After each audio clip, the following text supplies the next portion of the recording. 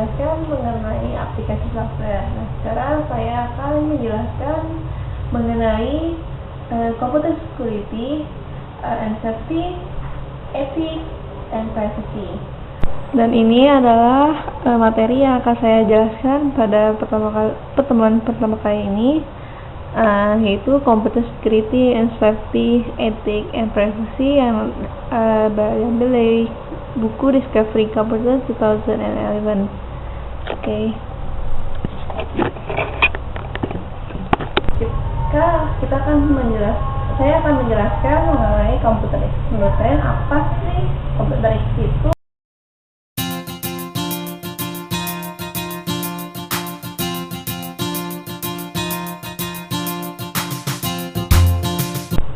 Nah, kalian belum tahu kan apa itu arti dari computer security risk. Nah, saya akan kasih tahu apa itu. Nah, computer security risk itu adalah sebuah peristiwa atau kejadian atau tindakan yang menyebabkan berkurangnya atau hilangnya sebuah komputer hardware, software, data, informasi, dan processing capability.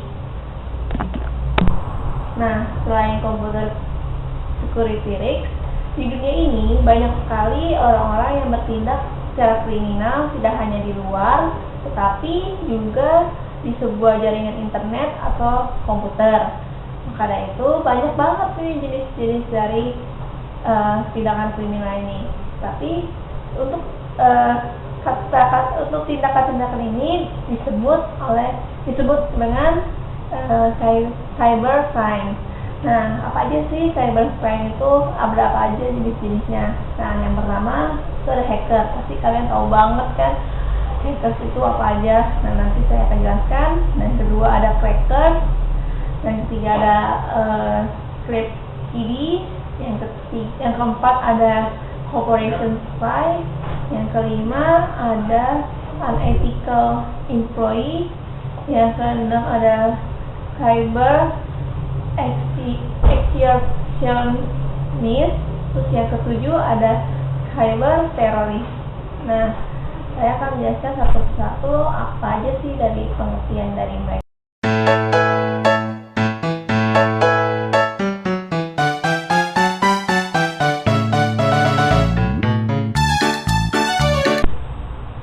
Nah, sekarang saya akan menjelaskan mengenai apa itu hacker. Hackers adalah seseorang yang mengakses sebuah jaringan internet atau jaringan komputer tetapi secara ilegal.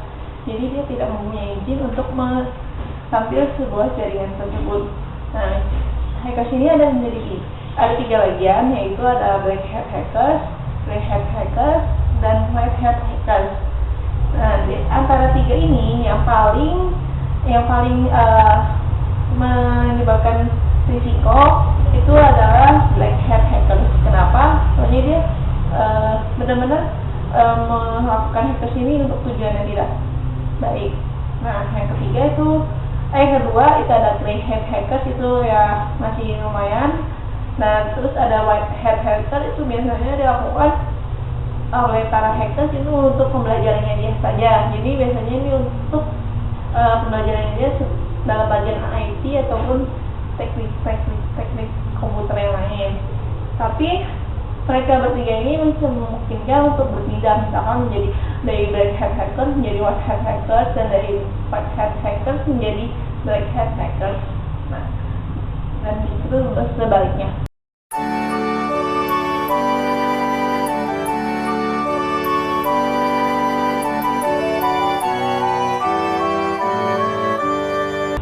Nah, yang kedua ada crackers.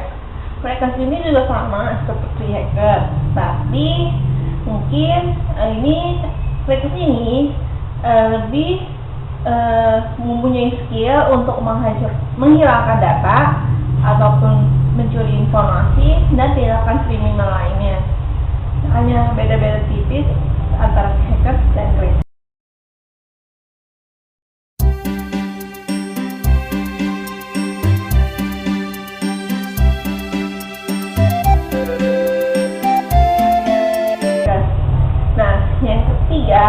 itu adalah kiddie script kiddie. Nah, script kiddie ini sama juga dengan sebelumnya itu hackers dan hackers, tapi dia tuh masih amatiran. Jadi itu cenderung memamerkan apa yang sudah dia punya, yang sudah dia kembangkan, tetapi itu bagi para hackers maupun crackers itu masih hal-hal yang biasa saja. Tapi menurut script ini, menurut mereka itu yang paling hebat. Jadi dia memakai kemampuannya untuk memamerkan kepada semua orang.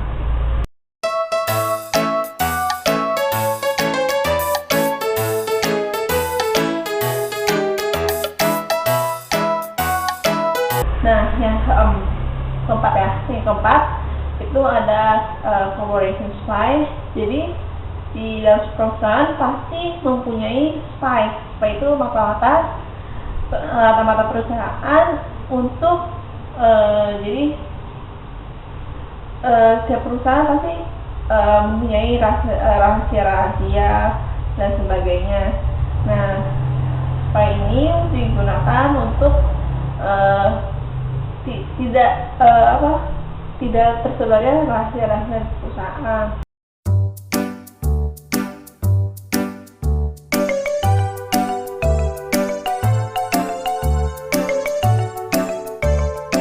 Nah, yang kelima itu ada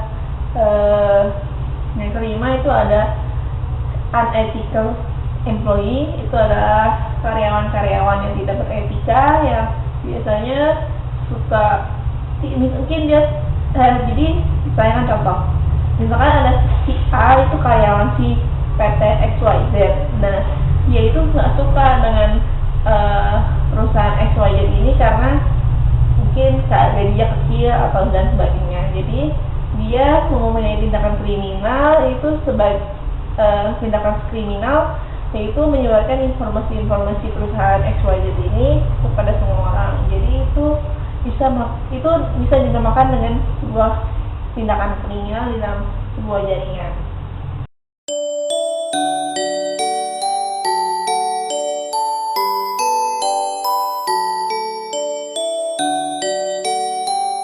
Nah, dan keenam itu ada cyber extortionist. Nah, cyber extortionist ini biasanya menggunakan email sebagai alat untuk dalam pembahasan.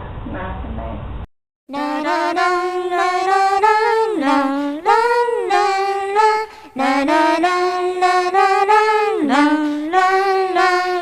selanjutnya yang ketujuh ada cyber teroris.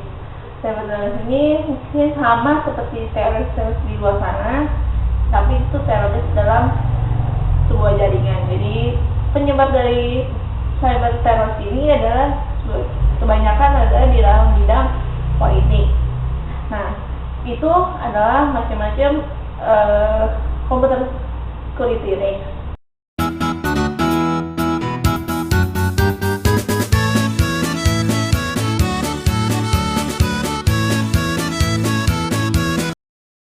Nah, selanjutnya saya akan menjelaskan bagaimana virus-virus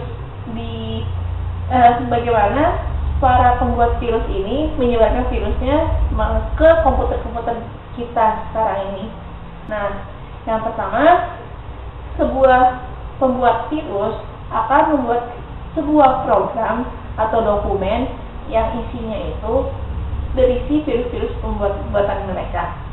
Selanjutnya, mereka akan mengirimkan email dengan sebuah attachment, yaitu dokumen yang tadinya mereka buat itu, yang mereka buat di dalam dokumen itu yang mereka buat ada virusnya.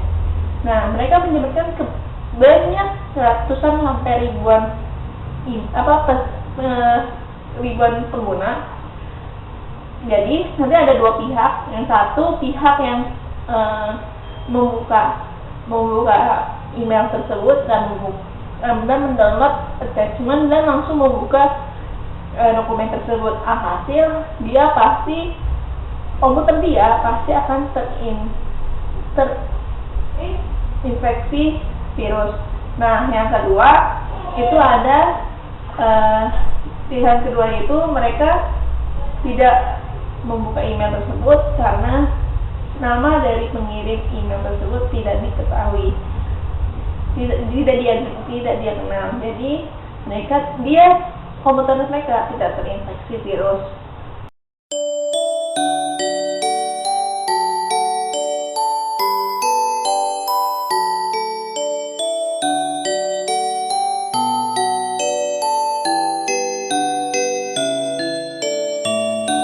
Selain melalui email, kita juga dapat terjangkit virus di berbagai tempat, misalnya seperti flash disk atau memori eksternal lainnya. Nah, saya mempunyai tips bagaimana kita tidak terinfeksi virus di komputer kita. Nah, yang pertama, pastikan kita saat memulai sebuah komputer, sebuah flash disk ataupun memori eksternal itu masih terpasang di sebuah komputer kita, misalnya atau CPU kita, karena itu akan menyebabkan sebuah virus akan masuk ke dalam komputer kita. Yang kedua, itu sama kayak tadi, jangan pernah membuka email dari pengirim email yang tidak kita kenal. Nah, yang ketiga, itu install sebuah program antivirus, dan itu memungkinkan kita untuk tidak terinfeksi virus, tidak terjangkit virus. Tetapi jangan hanya mendownload saja atau menginstal saja, tapi lakukan terus update dari program antivirus ini secara rutin. Jadi tidak hanya install saja dan kita membiarkannya dia melakukan pelindungan terhadap virus-virus yang akan masuk, tetapi kita juga harus terus-terusan mengupdate dari program tersebut. Dan yang keempat itu ada juga kita mesti scan semua sebelum kita mendownload, kita harus scan dulu dokumen-dokumen apa yang akan kita download. Jadi kita harus memastikan dokumen yang kita download ini bersih atau tidak. Nah, itu saja yang akan saya jelaskan pada video kali ini. Mungkin ini akan menjadi pertemuan kita yang terakhir, tapi mungkin kita lihat saja berikutnya. Oke, nama saya Marlisa dari Setia Trisakti. Terima kasih.